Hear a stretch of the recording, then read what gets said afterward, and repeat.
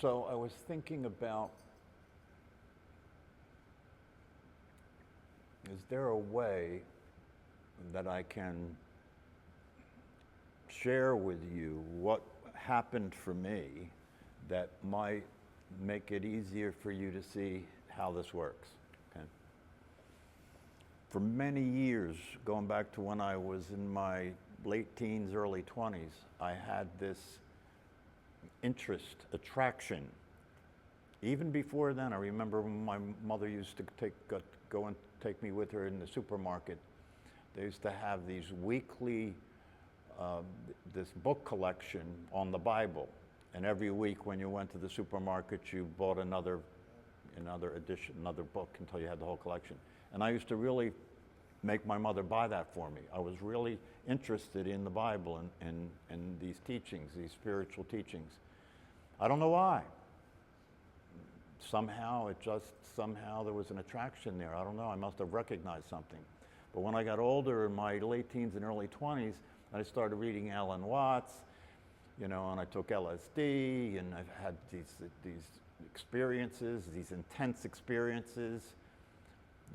Back then we would talk about things like that like it was getting high. It was a high experience, to experience this experience that was an altered state of consciousness. That's the way we looked at it. It was an altered state of consciousness. And so I identified this experience of altered state of consciousness with what Alan Watts was talking about, then I read the autobiography of a yogi, which was another very famous spiritual book by Yogananda. And that really stirred more, and then I went on to do a lot of other things and got involved in college with a lot of psychological T groups and counter groups and so forth. So I was really fascinated with this whole idea of the psyche. But the way it occurred to me then was that I was trying to get the experience back. After I had experienced LSD and had glimpses of this possibility, and then I had done the S training, and I was really involved in a lot of intensive things that, came from the Zen teachings and so forth. And after that, I would start to have periods of time when I was in this same state, similar to when I was on LSD, periods of time when I was in this same state where I felt this very clear understanding that I couldn't put into words. This very clear understanding that allowed me to experience a sense of freedom from my problems, a sense of freedom from my emotions, a sense of freedom from my situations in my life. And sometimes it would last for a week or 2 weeks. So the way that whole thing occurred for me was that I wanted to find out, is there a way that I could stay there? Is there a way that I could stay in this experience and not keep coming back to the ordinary state that I was in? And that's the way I had conceived of it. And that's the way a lot of people conceive of it. Maybe it's inevitable in the beginning that it will be conceived of that way. And then, at some point,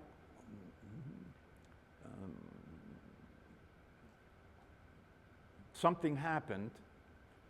And what happened when I look back at what happened was that instead of me trying to stay in this state, this altered state, I realized that what was happening when I was in this altered state was this idea of what I was or who I was somehow wasn't there at that time. But it was still a matter of me considering myself to be real as a personality, and as this personality, I want to be enlightened. As a personality, I want to be in this other experience all the time.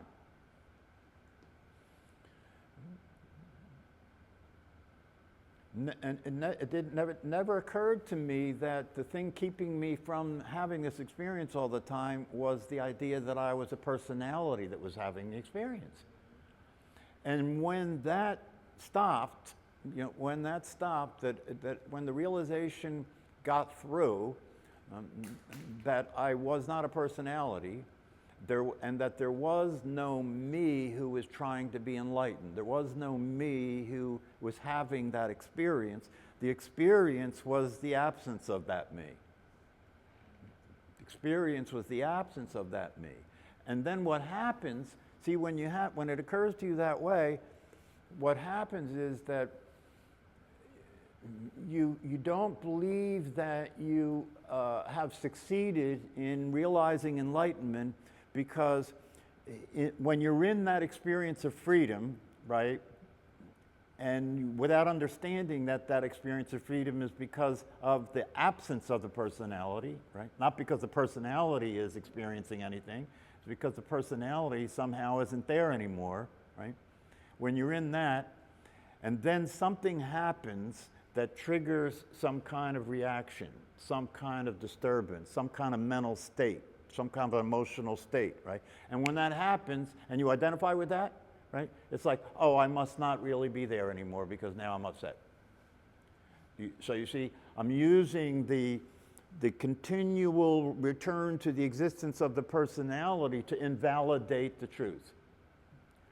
So I think, oh, well, I can't be enlightened now because I'm pissed off. And if I was enlightened, I wouldn't be pissed off. So I'm not enlightened now, so I have to start working on trying to get that back. Here's the deal, it could be very helpful if somebody finds himself in that process to realize that that does not mean that you're not what you are.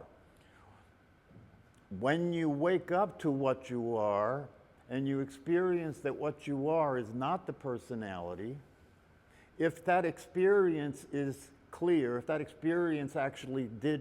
shift actually did happen, right? Then even if the personality goes back into upset, gets pissed off, or gets into conflict with people or anything like that happens, it doesn't matter. Doesn't matter. Not only does it matter, but now you realize, because that happened, I can see that the problem is the identity. Is why I'm pissed off, because the identity is pissed off, because the identity has, as part of its makeup, right, the thought process that says things should only be happening that I like. That's part of the process of the personality. Things should only happen that I like. If things happen that I don't like that, I'm going to get angry about it, I'm going to get annoyed about it, and if people behave in ways that I don't like, I'm going to get angry about that, and I'm going to deal with them and get into conflict with them, so I can make it clear to them that you can't do that. You're affecting me, and I don't like that. Right? That's all the personality. That's all the personality. But you can be awake. The waking up can have occurred, right? And that personality can go through its craziness, right? And at that time that it goes through those craziness, if you understand, or if you see that that doesn't mean you are the personality, that can be the end. And so I think that's something that if you can get clear about that, see, because if you think you were the personality and then you're not, then you can obviously fall back into being the personality. But here's the deal. You were never the personality. It's not like you were the personality and then you're not the personality. You were never the personality. That's why when Paul Hederman talks about this, he says, in the experience of crossing the abyss to the state of my true nature, on having never left, that's the key. On having never left. Meaning that although I experienced being a personality, it was never true. It was never true. And if it was never true, if I wake up and something happens with the personality, right, and I fall back into it, it means that I thought it was true. You get that? It means that I thought I was the personality. That's how I could go back into being it, right? But you never were the personality. So you could be awake and the personality could still be crazy, right? But that doesn't mean you're not awake. It means that you've got work to do. It means that you have to now clean up the mess called your personality, right? And how do you do that? You do that by witnessing its activity instead of being its activity. You do that by witnessing its activity instead of being its activity. And when you witness its activity, you don't come from that. You see it for what it is, and you don't come from that, right? You know, one of the things that used to disturb me, and see, so for me, the way it happened a lot was that I would have these awake experiences, and then I would get into some shit with my girlfriend, you know, and we'd get into conflict and fight, and then it would be who's going to win the fight, you know, and then it would come to, you know, this whole thing about, you know, I'm through with you, you know, the whole drama, all that bullshit, right? And when that happened, I would think, oh, how can I be enlightened if I'm being so crazy and being crazy in my relationship with this other person, right?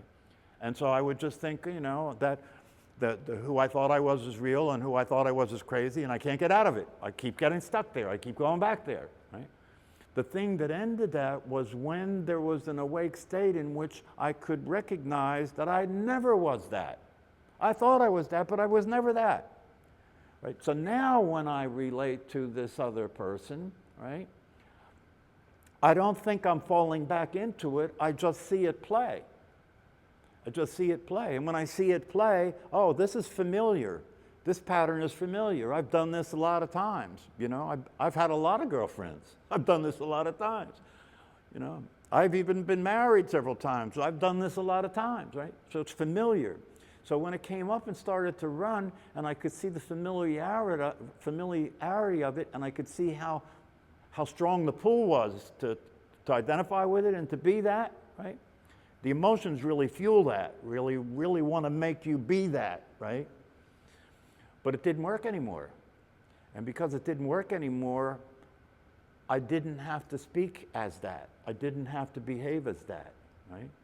And I could recognize that all I had to do, you know, was be present to the fact that the person that I'm dealing with has got the same problem I had. They believe they really are their personality, and they believe that they really are separate from me, and they believe that when conflict comes up, that they have to somehow deal with that and succeed in that process, right? So they can still believe that, right? But as long as I don't believe that, right, the gig is up. Because the game won't get played anymore because there's not two teams. The game won't get played anymore. So then when that stuff comes up now, I see it, I recognize it, I don't speak from it, I don't act it out, I don't come from it. And a lot of times I just smile. And because that's the case, right, the other person starts to look at me like I have really gotten my shit together. As a person, right? And then they're intimidated, right? Because now I got my shit together, right? And I won't fight with them anymore. Do you understand? So that's how it goes. That's how it goes, right?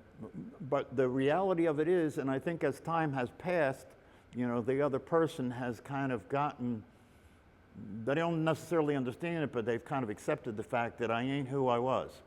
I just ain't who I was. That's clear. I ain't who I was. I don't fight for things I used to fight for. I'm not willing to be in conflict about anything. That's what the 8 verses of training the mind are all about. And when you wake up and you see the truth about yourself, you're not willing to fight about anything. You're not willing to be in conflict with anybody about anything. And you have no problem, no matter what the nature of the conflict is, you have no problem just surrendering.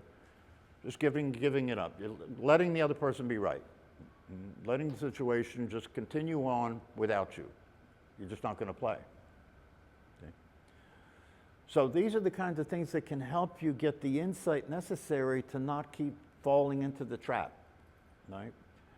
Meaning that you can, this is the thing that I want you to get out of this, that you can wake up by realizing you're awake and you've always been awake and you've never been who you thought you were. That can allow for an awakening. That can allow for you to recognize your true identity as the awareness, regardless of the behavior of the person. So you may wake up, and after you wake up, your personality may run into something that triggers stuff for the personality and start to get upset and act it out and everything, right? And then you take that to mean that you're not awake. No, that doesn't mean you're not awake. It just means the personality is still as crazy as it always was, but you're not that. And you never were that.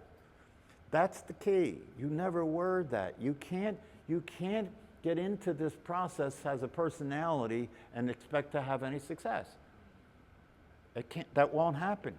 It won't happen. The first thing you have to get is the one that you've come into this as, the one that you've considered yourself to be coming into this, never was real. It's not real and then it's going to, it's not real and then it's going to change and become enlightened. No, it never was real. It never was real. That's why they call it a dream. That's why they say you're waking up when you wake up, because you're seeing something that you thought was real. When you're asleep at night and you're dreaming a dream, you think it's real. You're being affected by it, right? But then when you wake up in the morning, it's like all the concern and worry and emotional upset you were having in the dream disappears like that, because you realize it was just a dream. It's exactly the same way with your life. When you wake up, you can look at your personal history and realize it was just a dream. I never did anything. My conditioning was doing it. I never did anything. My thought activity was doing it. And in the last class, I used the metaphor of the eclipse, right? I think it's a useful metaphor, because you see, when you're being the personality and the personality is eclipsing your true nature, it's blocking the light. It's totally blocking the light. It's a total eclipse, right? And because it's totally blocking the light, and it's been blocking that light for so long, right? You don't know that there's any light. You don't know that there's any light, because you've considered all there was is the you that's blocking the light, and that's all there is the you, the me that's blocking the light. So I'm not blocking the light, there's just me as a separate self, and that's the existence, right? But when you start to slow down, and relax the physical body and calm the mind, right? And you start to slow down, and you stop participating in the activity that keeps that blockage there, that keeps you eclipsing your true nature. When you start to slow down and practice that, then the eclipse starts to move, gradually starts to move, and when it starts to move, the light starts coming through. And when the light starts coming through, you start having a taste of the truth. You start getting a taste of the truth, right? And when you start getting a taste of the truth, at some point you realize, wait a minute, this is not new somehow. That's what happens for you. You see things and you say, oh, I know that, right? You're realizing you already know this, right? So it's not something you're going to learn. It's not something that's going to change. No, when the eclipse starts to move and the light starts to shine through, right, you start to experience the truth. And even if that personality that was eclipsing the truth, right, misbehaves, it doesn't matter anymore, because what you realize is not only am I not that which was eclipsing the sun, which was eclipsing the truth, but I never was, right? And when I realize I never was, right, then this becomes transparent, and the source is what's behind it now. The source is the real source now, and so you stop thinking you're the source. You stop thinking you're the doer. You start thinking that you're the thinker, you're the actor, you're the doer. You realize that's all has been being puppeted by the reality behind it. The real source has always been the real source. And when you come to know that, and when you come to start to experience that on a consistent basis, your life is a different life. It's literally a different life, because the character that you've been playing may still show up, right? But you're not being it. You're not being it anymore. And you know you never were it. That's the key. You got to realize you never were it. And if you never were it, you can't return to identifying with it again. Right? But you still have to practice paying attention, so when it does its stuff, you don't fall in. Or as Muji says, you don't log on. Right? You don't log on. You just watch it. And in the beginning of the process, right, there may be certain things that get triggered that are just so strong, right, that you get pulled in, right, and you're being the upset, and you're speaking as the upset, and you're feeling the upset, right. But When that starts to slow down, when that starts to calm down a little bit, right, then you come back out of it. So that'll happen, right? But it's not that you're going back into being the personality, right? All that's happening is your attention is being taken by that activity. And so you got to get, but if you, when you come, and this is very critical, when you calm down and you come out of it, right? You have to realize you were never really in it. That's the key. When you calm down and you come out of being in the upset state and identifying with your personality, it's very important for you to realize you just thought you were in it when you were there, but you weren't really there. You were never really in it. You've never been in it. You've never really been that. And so you don't have to worry if you get pulled into the idea, the thought process that you are that, and you lose your way for a little while, right? It's very important to not let that mean anything. It's very important not consider that to mean that you lost anything. You didn't lose anything because you never were the personality. That's the critical thing that I want to really leave you with here tonight, is that not only are you not the personality, but the key that will allow you to experience your true nature is that you never were the personality. It was never true that you were the personality. And when you're awake, the personality is still there, right? But it starts to reflect the sun. It starts to reflect the reality of what you are, right? Just like the moon, right? When the eclipse is over and the moon moves out of the way of the sun, then it starts to reflect the sun. And a lot of people probably believe that the moon has moonlight. A lot of people believe that the earth is flat too. It's true. People believe that the sun goes up and comes down, you know? There are a lot of people in this world that think the appearance is reality. Because the sun appears to come up and go down, that's what's happening. Or because the moon appears to have light, that's the truth. But it has no light. It has no light. It's dull. It's dull. And the real light is the sunlight. The real light is the awareness. And that light is fulfilling. That light is satisfying. That light is peaceful, satisfying, and fulfilling. Everlasting, never not here, always there. No matter what happens. And as you experience being awake, it starts to become evident to you that there are no circumstances that can affect you. There are no circumstances. You're experiencing yourself to be space, emptiness, right? There are no circumstances that can affect you. So even if circumstances happen and the mind gets triggered and the emotions get triggered, right? You're just watching. That's why they use the metaphor all the time. It's like being in the movies. You're just watching. What's not happening to you, it's on the screen. It's an appearance. All right, any questions before I let you go back to your whatever?